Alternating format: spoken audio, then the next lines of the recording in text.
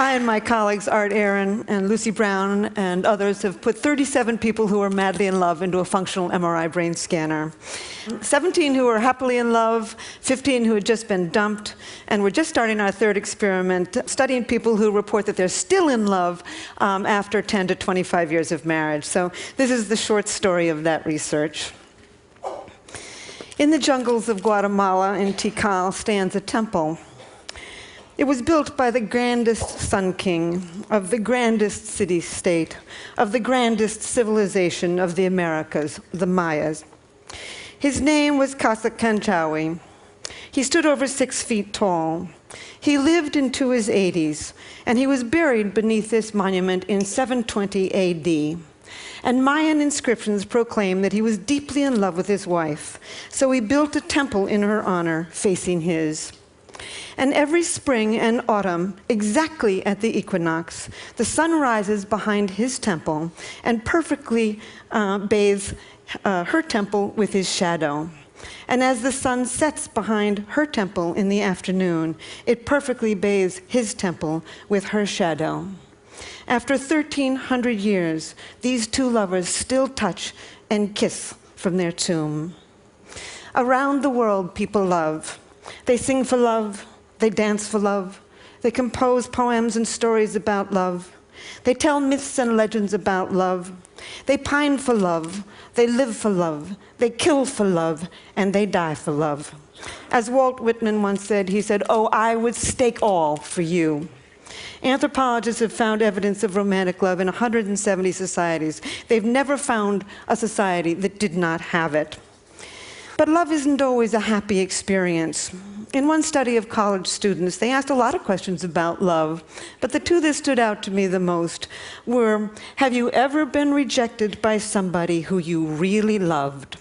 And the second question was, have you ever dumped somebody who really loved you? And almost 95% of both men and women said yes to both. Almost nobody gets out of love alive. So before I start telling you about the brain, I want to read for you what I think is the most powerful love poem on earth. There's other love poems that are, of course, just as good, but I don't think this one can be surpassed. It was told by an anonymous Kwakiutl Indian of southern Alaska to a missionary in 1896. Here it is. I've never had the opportunity to say it before. Fire runs through my body with the pain of loving you. Pain runs through my body with the fires of my love for you. Pain like a boil about to burst with my love for you. Consumed by fire with my love for you. I remember what you said to me. I am thinking of your love for me. I am torn by your love for me. Pain and more pain. Where are you going with my love? I am told you will go from here. I am told you will leave me here. My body is numb with grief. Remember what I said, my love. Goodbye, my love, goodbye. Emily Dickinson once wrote, "Parting is all we need to know of hell." How many people have suffered in all the millions of years of human evolution? How many people around the world are dancing with elation at this very minute? Romantic love is one of the most powerful sensations on earth. So several years ago, I decided to look into the brain and study this madness. Our first study of people who are happily in love has been widely publicized, so I'm only going to say very little about it. We found activity in a tiny little factory near the base of the brain called the ventral tegmental area. We found activity in some cells called the A10 cells, cells that actually make dopamine, a natural stimulant, and spray it to many brain regions. Indeed, this part, the VTA, is part of the brain's reward system. It's way below your cognitive thinking process. It's below your emotions. It's part of what we call the reptilian core of the brain, associated with wanting, with motivation, with focus, and with craving. In fact, the same brain region where we found activity becomes active also when you feel the rush of cocaine. But romantic love is much more than a cocaine high. At least you come down from cocaine. Romantic love is an obsession. It possesses you. You lose your sense of self. You can't stop thinking about another human being. Somebody is camping in your head. As an 8th century Japanese poet said, "My longing had no time when it ceases. Wild is love." And the obsession can get worse when you've been rejected. So right now, Lucy Brown and I, the neuroscientist on our project, are looking at the data of the people who we put into the machine after they had just been dumped. It was very difficult, actually, putting these people in the machine because they were in such bad shape.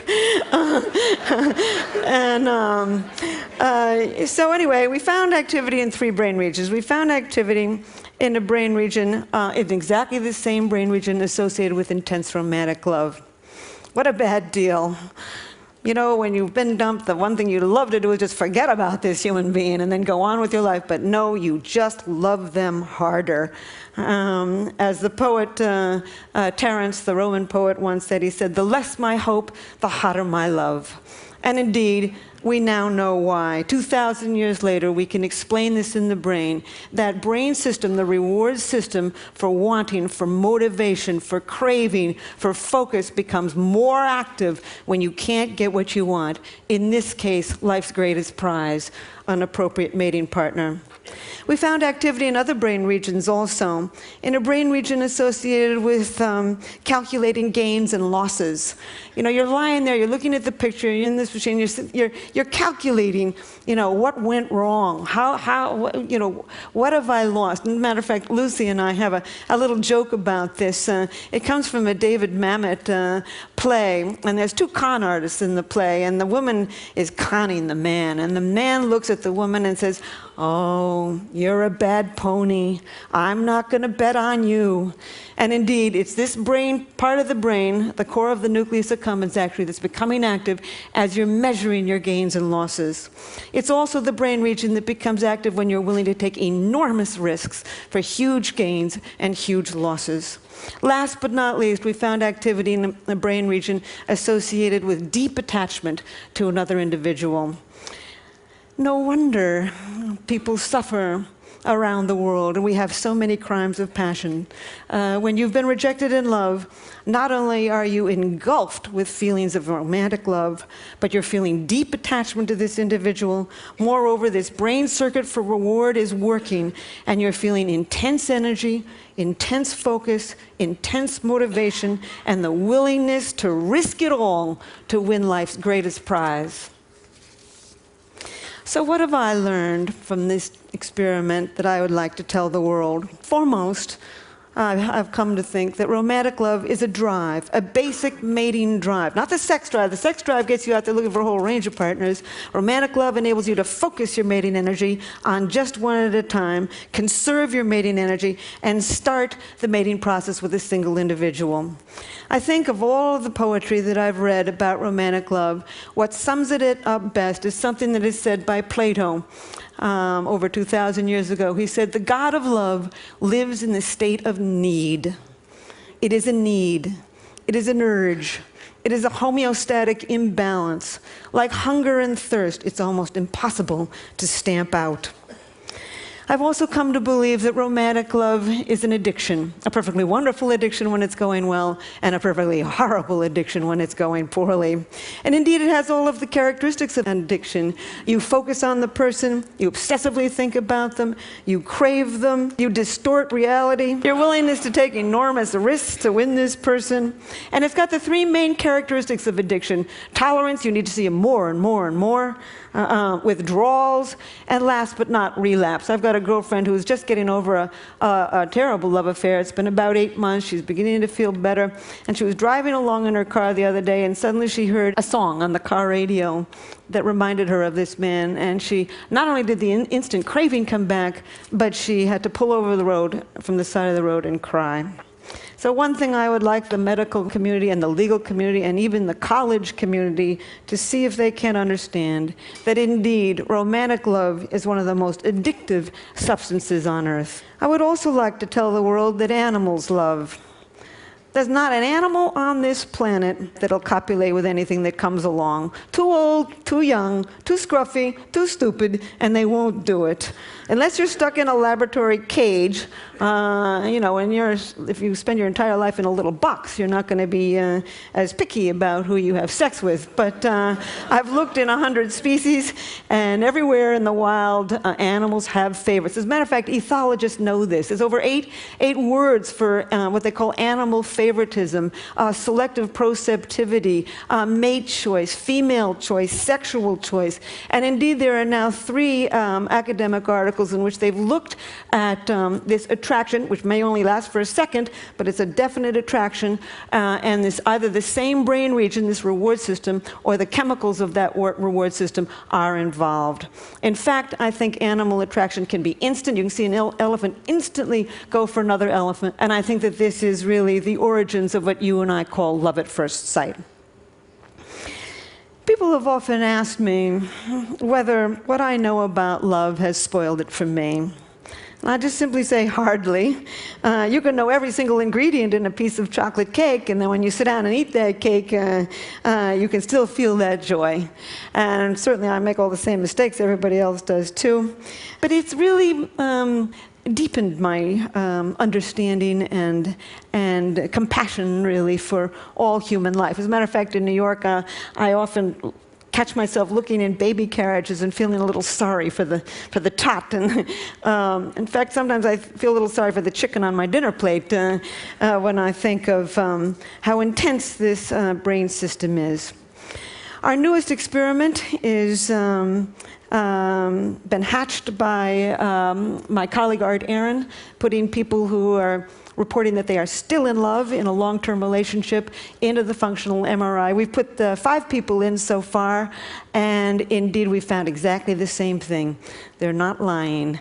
They basically, the brain areas associated with intense romantic love still become active 25 years later. There are still many questions to be answered and asked about romantic love. The question that I'm working on right this minute, and I'm only going to say it for a second and then end, is why do you fall in love with one person rather than another? The reason I never would have even thought to think of this, but Match.com, the internet dating site, came to me 3 years ago and asked me that question. And I said, I don't know. I know what happens in the brain when you do become in love, but I don't know why you fall in love with one person rather than another. And so I've spent the last 3 years on this, and there's many reasons that you fall in love with one person rather than another that psychologists can tell you. And we tend to fall in love with somebody from the same socioeconomic background, the same general level of intelligence, the same general level of good looks, the same religious values. Your childhood certainly plays a role, but nobody knows how. And that's about it. That's all they know. No, they've never found the way 2 personalities fit together to make a good relationship. So it began to occur to me that maybe your biology pulls you towards some people rather than another. And I have concocted a questionnaire to see to what degree you express dopamine, serotonin, estrogen, and testosterone. I think we've evolved 4 very broad personality types associated with the ratios of these 4 chemicals in the brain. And on this dating site that I've created called chemistry.com, I ask you first a series of questions to see to what degree you express these chemicals, and I'm watching who chooses who to love. And 3.7 million people have taken the questionnaire in America. About 600,000 people have taken it in 33 other countries. I'm putting the data together now, and at some point, there will always be magic to love, but I think I will come closer to understanding why it is you can walk into a room and everybody is from your background, your same general level of intelligence, your same general level of good looks, and you don't feel pulled towards all of them. I think there's biology to that. I think we're going to end up in the next few years to understand all kinds of brain mechanisms that pull us to one person rather than another. So I will close with this. Oh, these are my older people. Faulkner once said, "The past is not dead. It's not even the past." Indeed, we carry a lot of luggage from our yesteryear in the human brain. And so there's one thing that makes me pursue my understanding of human nature. And this reminds me of it. These are two women. Women tend to get intimacy differently than men do. Women get intimacy from face-to-face talking. We swivel towards each other. We do what we call the anchoring gaze, and we talk. This is intimacy to women. I think it comes from millions of years of holding that baby in front of your face, cajoling it, reprimanding it, educating it with words. Men tend to get intimacy from side-by-side doing. As soon as one guy looks up, the other guy will look away. I think it comes from millions of years of standing behind that bush, sitting behind the bush, looking straight ahead, trying to hit that buffalo in the head with a rock. I think for millions of years, men faced their enemies. They sat side by side with friends.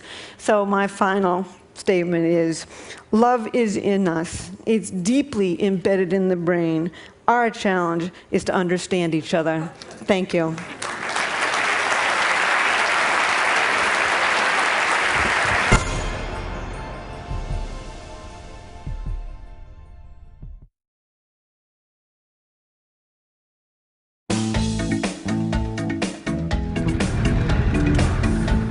Thank you to everyone that took the time to vote for us on the Mazda Rebels Hub. We've been humbled by the support that we've received, and the Mazda grant is going to make a huge difference. The grant is going to support 3 major projects, both getting Peak out there to the community. It's going to support a hospital in Kenya to deliver eye care immediately, and a bakery which is going to provide employment and a sustainable way of delivering eye care into the future. We're really excited about sharing these different projects.